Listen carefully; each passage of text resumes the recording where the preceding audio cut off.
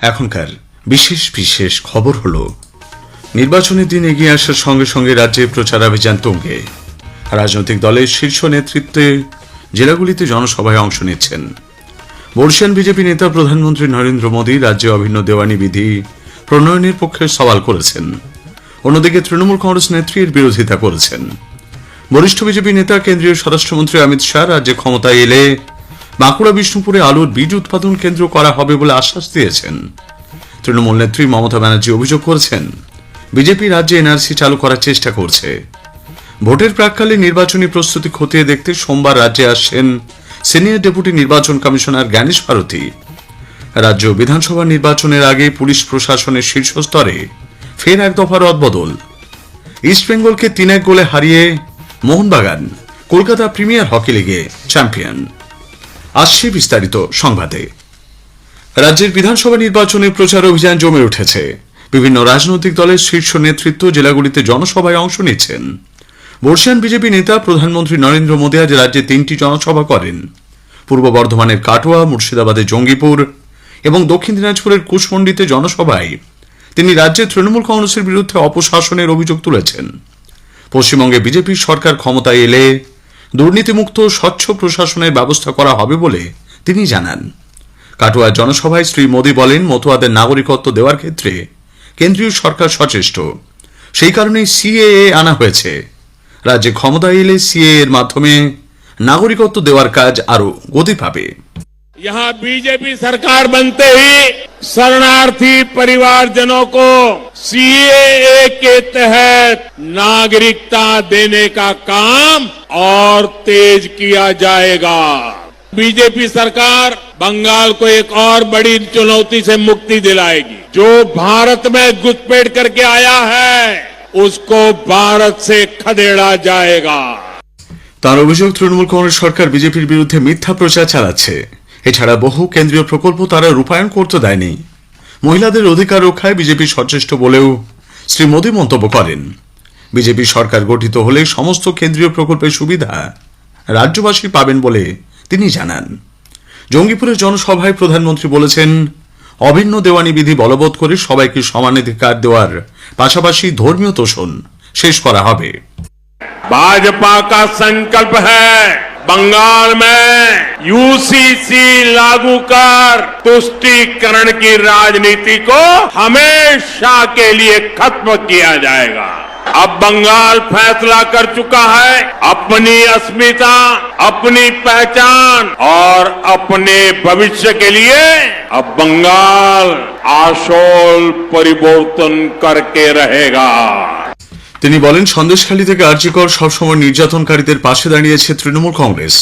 বাম দলের লোকেরাই তৃণমূলে যাওয়ায় এ রাজ্যে তৃণমূল কংগ্রেস সরকার বামেদের কার্বন কপিতে পরিণত হয়েছে। এসএসসি সহ নানা ক্ষেত্রে তৃণমূল সরকারের ব্যর্থতার প্রসঙ্গ তুলে ধরেন তিনি। এদিকে আজ সন্ধ্যায় বিহার মোড় থেকে স্টেশন মোড় পর্যন্ত একটি রোড শোতে অংশগ্রহণ করেন তিনি। আগামীকাল কাওয়াখালীতে একটি জনসভা করার কথা প্রধানমন্ত্রীর। অন্যদিকে বাঁকুড়ার উন্দার, রামসাগর এবং ছাতনার কমলপুরে 2টি জনসভায় ভাষণ দিয়েছেন বরিষ্ঠ বিজেপি নেতা কেন্দ্রীয় স্বরাষ্ট্রমন্ত্রী অমিত শাহ। তিনি বলেন, ক্ষমতা এলে বাঁকুড়া বিষ্ণুপুরে আলুর বীজ উৎপাদন কেন্দ্র করা হবে। ফলত চাষিদের আর পাঞ্জাব থেকে বীজ আনতে হবে না। বালুচরি শাড়ি আর 5 মুড়া মাটির ঘোড়া জিআই ট্যাগ পাবে বলেও আশ্বাস দেন তিনি। শ্রী শাহ অভিযোগ করেন, কেন্দ্রীয় সরকার হাজার হাজার কোটি টাকা এ রাজ্যের উন্নয়নের জন্য পাঠালেও সব টাকা সিন্ডিকেটের পকেটে যায়। রাষ্ট্রপতি দ্রৌপদী মুর্মুর প্রতি মুখ্যমন্ত্রী মমতা ব্যানার্জির আচরণে তীব্র সমালোচনা করে শ্রী শাহ বলেন, তারা ক্ষমতা এলে আদিবাসীদের প্রকৃত উন্নয়ন হবে। এদিকে তৃণমূল কংগ্রেস নেত্রী মুখ্যমন্ত্রী মমতা ব্যানার্জি পশ্চিম মেদিনীপুরের কেশিয়াড়িতে আজ দলীয় প্রার্থীদের সমর্থনে জনসভায় ভাষণ দেন। তিনি বলেন, বিজেপি সরকারের আমলে বিভিন্ন রাজ্যে বাংলা ভাষাভাষীদের উপর আক্রমণ চলেছে। বিজেপি এনআরসি চালু করে বাংলা ভাগে চক্রান্ত করছে। অভিন্ন দেওয়ানি বিধি চালু করার নামে তারা ধর্মীয় বিভাজন করতে চাইছে বলে মুখ্যমন্ত্রী মন্তব্য করেন। ইউনিফর্ম সিভিল কোড মানে কি? একটাই বিজেপি, একটাই নীতি, একটাই বিজেপি, একটাই বিধর্ম, একটাই বিজেপি, সর্বধর্মের সর্বনাশ। আমরা পুরোপুরি এটাকে অপোজ করব। আর কেন এখন সবাই যখন নির্বাচনে ব্যস্ত আছে তখন তোমাকে এই বিলগুলো আনতে হচ্ছে? এরপর তিনি ঝাড়গ্রামে দুটি জনসভা করেন। মুখ্যমন্ত্রী বলেন, আদিবাসীদের সারি সারনা ধর্মকে উপযুক্ত মর্যাদা দেবে তৃণমূল কংগ্রেস। মুখ্যমন্ত্রী বাঁকুড়ার বড়জোড়াতে জনসভা করেন। নির্বাচনের সময় বিজেপি অন্য রাজ্য থেকে লোক নিয়ে আসবে বলে মমতা ব্যানার্জি আশঙ্কা প্রকাশ করেন। ইলেকশনের আগে কিন্তু আমি তোমাদের সবাইকে বলে যাচ্ছি, প্রার্থী এবং নেতৃবৃন্দ মাথায় রাখবে, ওরা কিন্তু ঝাড়খণ্ডের ওখান থেকে বিজেপির লোক ঢোকাবে তোমাদের এখানে ভোট দেওয়ার জন্য, আটকাবে। প্রত্যেকটা রেল স্টেশন দেখবে সব অফিসারদের চেঞ্জ করে দিয়েছে একটাই কারণে, যাতে ওরা বুঝতে না পারে। তৃণমূল কংগ্রেসের সাধারণ সম্পাদক অভিষেক বন্দ্যোপাধ্যায় বীরভূম জেলা সাঁথে একটি জনসভা করেছেন। পূর্ব বর্ধমানের মেমারিতে একটি রোড শো করেন তিনি। এদিকে হুগলির উত্তরপাড়ায় বাড়ি বাড়ি প্রচারে অংশ নিয়েছেন সিপিআইএম প্রার্থী মীনাক্ষী মুখোপাধ্যায়। বাঁকুড়ার সোনামুখীতে দলীয় প্রার্থীর সমর্থনে সিপিআইএম নেতা সৃজন ভট্টাচার্য জনসভায় বক্তব্য রাখেন। কংগ্রেস প্রার্থীরাও আজ নিজ নিজ কেন্দ্রে রোড শো, বাড়ি বাড়ি প্রচার সারছেন। বিধানসভা ভোটের প্রাক্কালে রাজ্যের নির্বাচনী প্রস্তুতি খতিয়ে দেখতে 3 দিনের সফরে সোমবার আসছেন সিনিয়র ডেপুটি নির্বাচন কমিশনার জ্ঞানেশ ভারতী। তার সঙ্গে থাকছেন কমিশনের আরও 2 শীর্ষ আধিকারিক, অভিনব আগরওয়াল এবং এসপি যোশী। বিধানসভা ভোটের প্রস্তুতি খতিয়ে দেখতে রাজ্যের মুখ্য নির্বাচনী আধিকারিক মনোজ কুমার আগরওয়াল আজ বিভিন্ন জেলা সফর করছেন।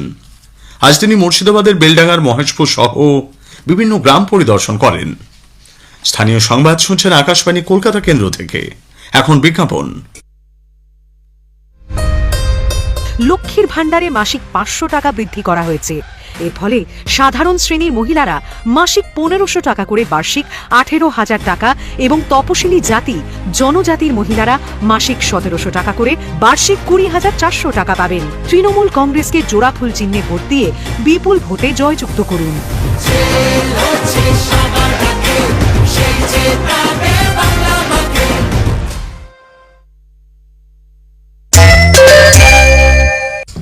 রাজ্য বিধানসভা নির্বাচনের আগে পুলিশ প্রশাসনের শীর্ষস্তরে ফের এক দফা রদবদল হয়েছে। কলকাতা ও রাজ্য পুলিশের মোট 12 জন আধিকারিককে বদলি করা হয়েছে। কমিশনের নির্দেশিকা অনুযায়ী সিআইডি ডিআইজি সোমা দাস মিত্রকে কলকাতা পুলিশের যুগ্ম কমিশনার ক্রাইম পদে আনা হয়েছে।